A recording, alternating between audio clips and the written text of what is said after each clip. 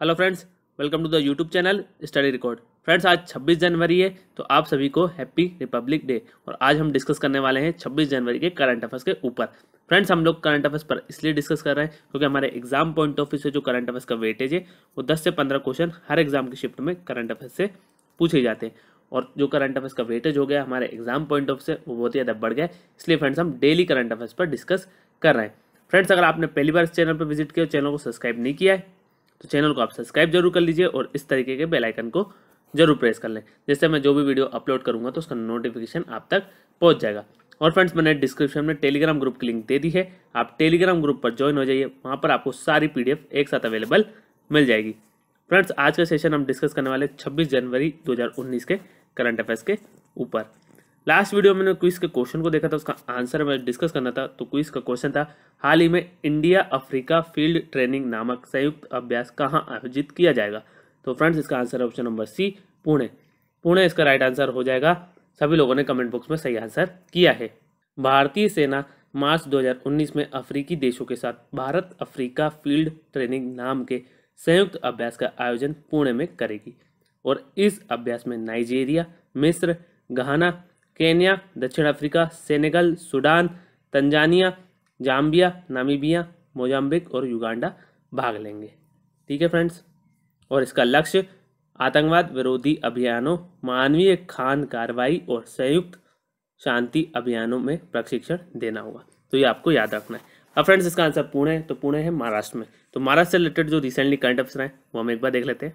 महाराष्ट्र सरकार ने Atal Bihari Vajpayee international school शुरू किए हैं, ये हमने डिस्कस किया था, बहुत ही महत्वपूर्ण है। नेक्स्ट है 12वां वार्षिक भारतीय उप महाद्वीप निर्णय विज्ञान संस्थान सम्मेलन मुंबई में आयोजित किया गया।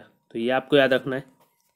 नेक्स्ट है भारत ने ईरान के पसरगाद बैंक को मुंबई में एक शाखा खोलने की अनुमति दी। नेक्स्ट है पार्टनरशिप समिट 2019 का उद्घाटन मुंबई में होगा। नेक्स्ट है 9वीं आधुनिक कृषि पर अंतर्राष्ट्रीय सूक्ष्म सिंचाई सम्मेलन महाराष्ट्र में आयोजित किया जाएगा। नेक्स्ट है EIL PSU तेल कंपनियों और IIT बॉम्बे के बीच तेल, गैस और ऊर्जा में उत्कृष्टता केंद्र स्थापित करने के लिए समझौता ज्ञापन पर हस्ताक्षर किए गए। नेक्स्ट है पहला ग्लोबल एविएशन सम्मेलन मुंबई में आयोजित किया जाएगा। नेक्स्ट है भारत रबर एक्सपो 2019 के 10वें संस्करण का उद्घाटन मुंबई में किया गया। नेक्स्ट है प्रधानमंत्री नरेंद्र मोदी मुंबई में भारतीय राष्ट्रीय संग्रहालय का उद्घाटन करेंगे। नेक्स्ट है दूसरे विश्व संतरा महोत्सव का उद्घाटन नागपुर में हुआ। तो ये आपको याद रखना है। अब हम महाराष्ट्र के इंपॉर्टेंट पॉइंट देख लेते हैं। महाराष्ट्र की जो कैपिटल है वो है मुंबई। महाराष्ट्र के जो CM है वो है देवेंद्र फडणवीस और महाराष्ट्र के जो गवर्नर है वो है C विद्यासागर राव। तो इतने पॉइंट आपको महाराष्ट्र से याद रखने हैं। चलिए फिर स्टार्ट करते हैं हमारा आज का सेशन। फर्स्ट पॉइंट है, हाल ही में किन राज्यों के बीच ई-नाम पोर्टल पर पहला अंतर राज्य व्यापार किया गया। तो फ्रेंड्स, इसका आंसर है ऑप्शन नंबर सी, आंध्र प्रदेश और तेलंगाना। आंध्र प्रदेश और तेलंगाना इसका राइट आंसर हो जाएगा। ऑप्शन नंबर सी इसका राइट आंसर हो जाएगा।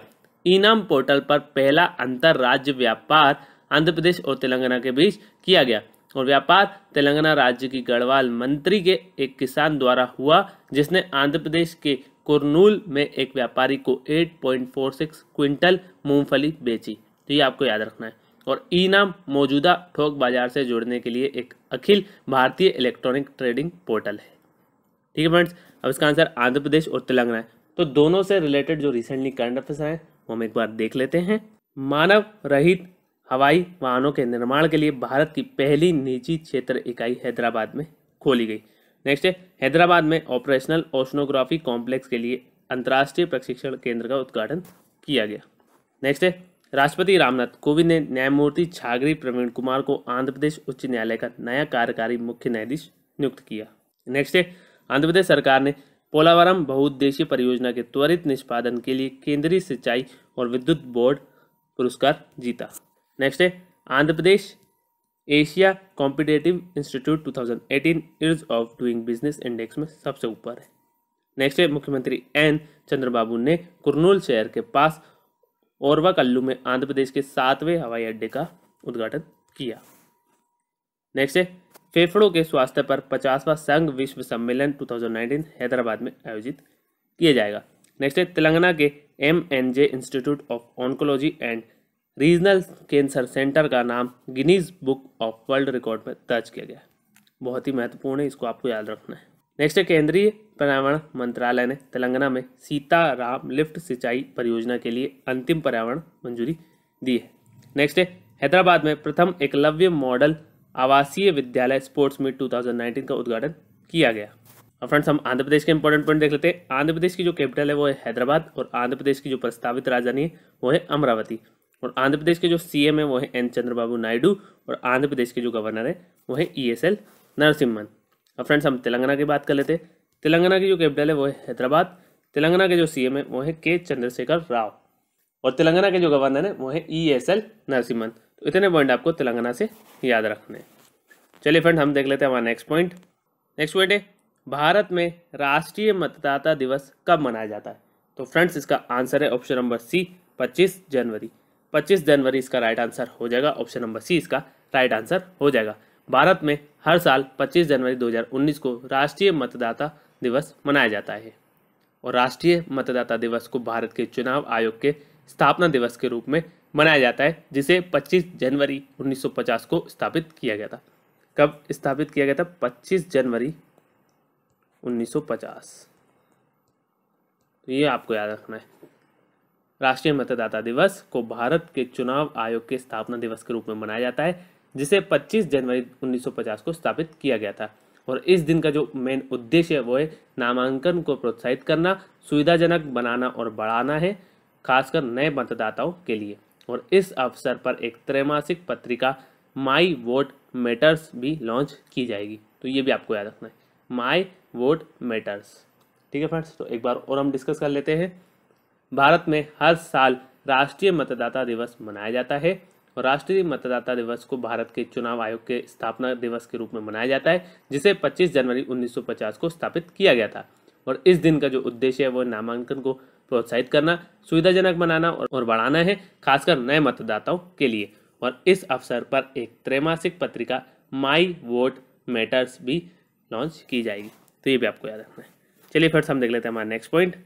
नेक्स्ट पॉइंट है, हाल ही में कृषि और किसान कल्याण मंत्रालय द्वारा जायद अभियान 2019 के लिए कृषि पर राष्ट्रीय सम्मेलन कहां आयोजित किया गया?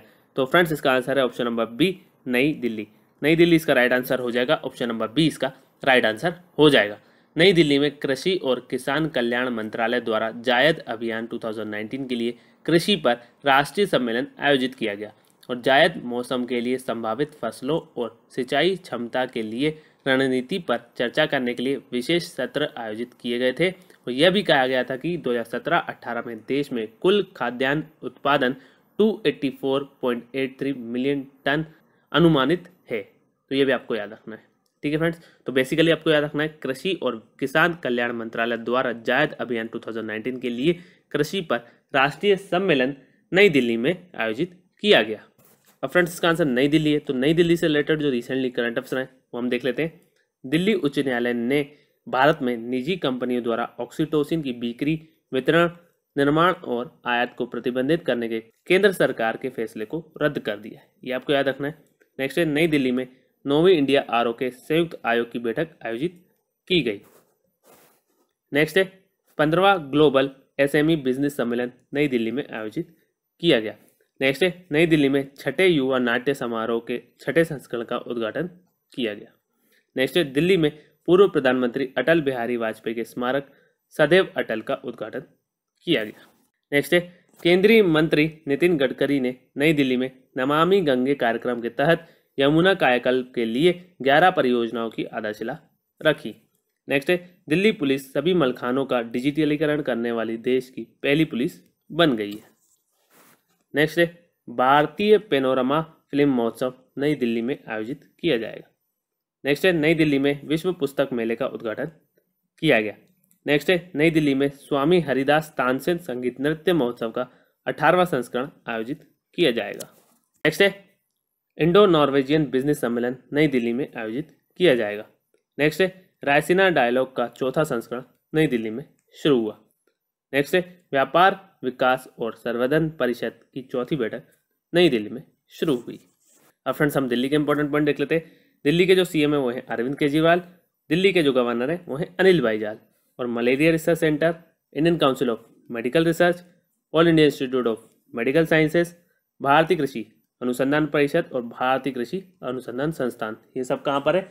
ये सब न्यू दिल्ली में। इतने पॉइंट आपको दिल्ली से याद रखने। चलिए फ्रेंड्स, हम देख लेते हैं हमारा नेक्स्ट पॉइंट। नेक्स्ट पॉइंट है, हाल ही में कॉमनवेल्थ ऑफ लर्निंग के सद्भावना राजपूत के रूप में किसे नियुक्त किया गया है? तो फ्रेंड्स, इसका आंसर है ऑप्शन नंबर सी, काथारियानी अम्मा।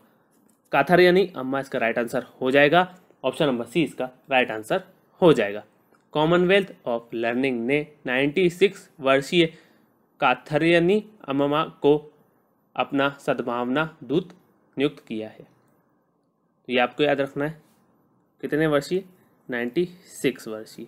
कॉमनवेल्थ ऑफ लर्निंग ने 96 वर्षीय काथारियानी अम्मा को अपना सद्भावना दूत नियुक्त किया है और उन्होंने नवंबर 2018 में केरल सरकार द्वारा आयोजित अक्षर लक्ष्यम साक्षरता परीक्षा में पहली रैंक हासिल की। अक्षर लक्ष्यम, तो ये आपको याद रखना है। अक्षर लक्ष्यम, उन्होंने नवंबर 2018 में केरल सरकार द्वारा आयोजित अक्षर लक्ष्यम साक्षरता परीक्षा में पहली रैंक हासिल की थी और कॉमनवेल्थ ऑफ लर्निंग कनाडा की एक संस्था है जो राष्ट्रमंडल देशों में शिक्षा के प्रचार के लिए काम करती है। तो ये बहुत ही महत्वपूर्ण है। तो एक बार और हम देख लेते हैं। कॉमनवेल्थ ऑफ लर्निंग ने 96 वर्षीय काथारियानी अम्मा को अपना सद्भावना दूत नियुक्त किया है और उन्होंने नवंबर 2018 में केरल सरकार द्वारा आयोजित अक्षर लक्ष्यम साक्षरता परीक्षा में पहली रैंक हासिल की थी और कॉमनवेल्थ ऑफ लर्निंग कनाडा की एक संस्था है जो राष्ट्रमंडल देशों में शिक्षा के प्रचार के लिए काम करती है। तो इतने पॉइंट आपको इस पॉइंट से याद रखना है। चलिए फ्रेंड्स, हम देख लेते हैं हमारा नेक्स्ट पॉइंट। नेक्स्ट पॉइंट है, हाल ही में इंडिया हेरिटेज वॉक फेस्टिवल का दूसरा संस्करण कितने शहरों में होगा? तो फ्रेंड्स, इसका आंसर ऑप्शन नंबर डी 37 इसका राइट आंसर हो जाएगा। ऑप्शन नंबर डी इसका राइट आंसर हो जाएगा। इंडिया हेरिटेज वॉक फेस्टिवल का दूसरा संस्करण फरवरी 2019 में 37 शहरों में आयोजित किया जाएगा और इसका आयोजन यूनेस्को और सपीडिया द्वारा किया जाएगा। तो ये आपको याद रखना है। किसके द्वारा किया जाएगा? यूनेस्को और सहपीडिया।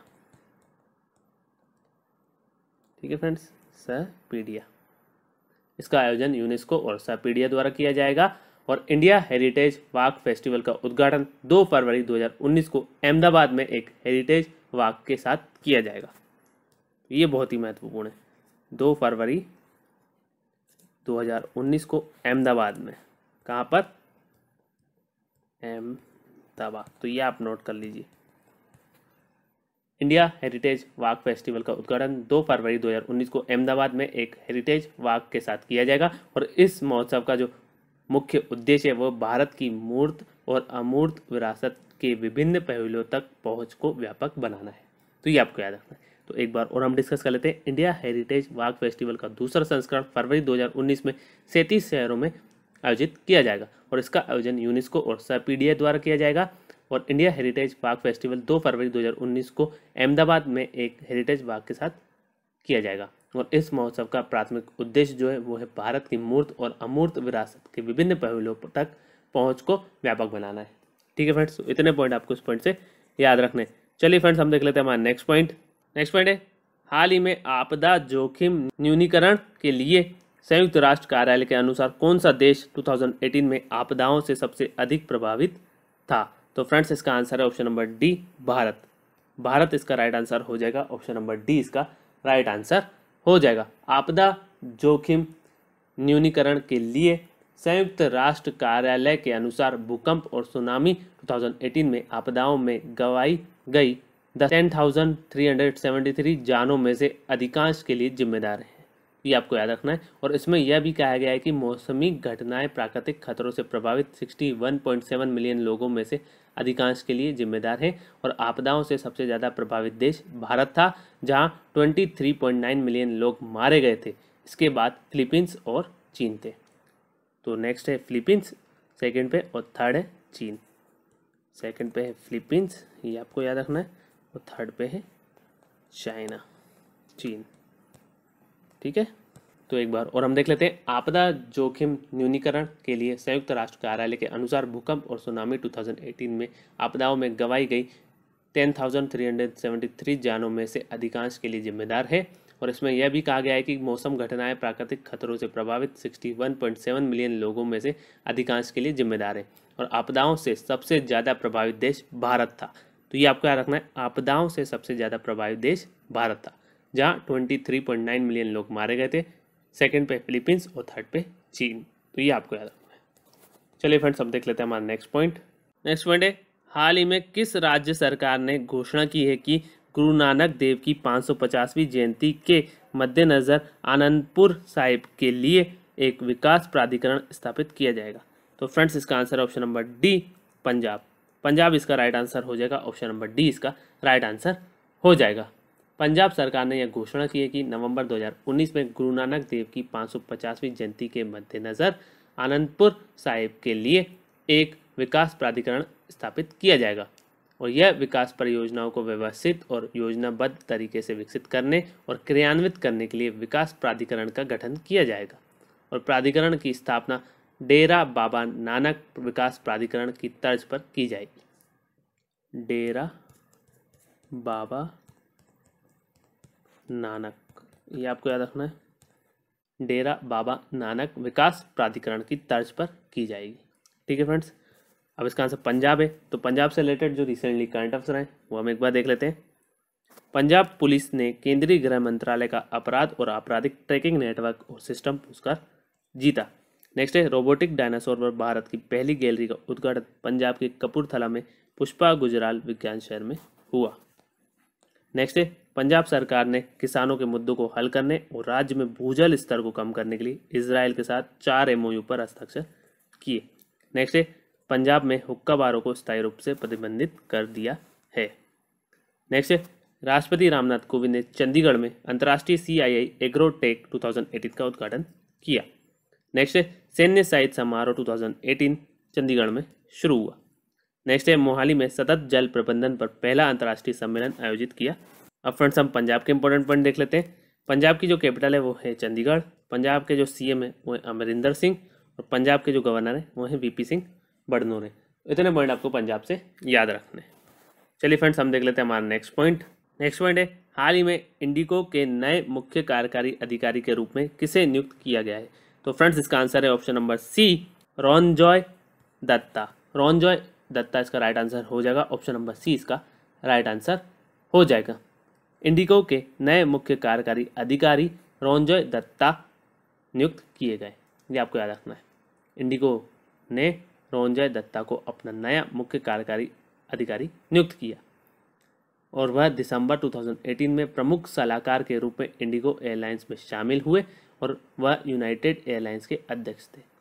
तो रॉनजॉय दत्ता प्रमुख सलाहकार के रूप में इंडिगो एयरलाइंस में शामिल हुए थे दिसंबर 2018 में, और रॉनजॉय दत्ता यूनाइटेड एयरलाइंस के अध्यक्ष थे।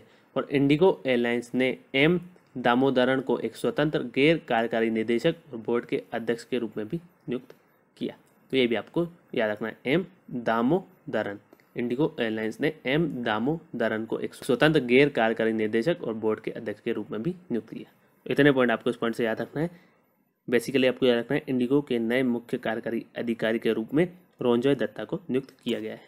ठीक है फ्रेंड्स, नाम आपको याद रखना है, रॉनजॉय दत्ता। चलिए फ्रेंड्स, हम देख लेते हैं हमारा नेक्स्ट पॉइंट।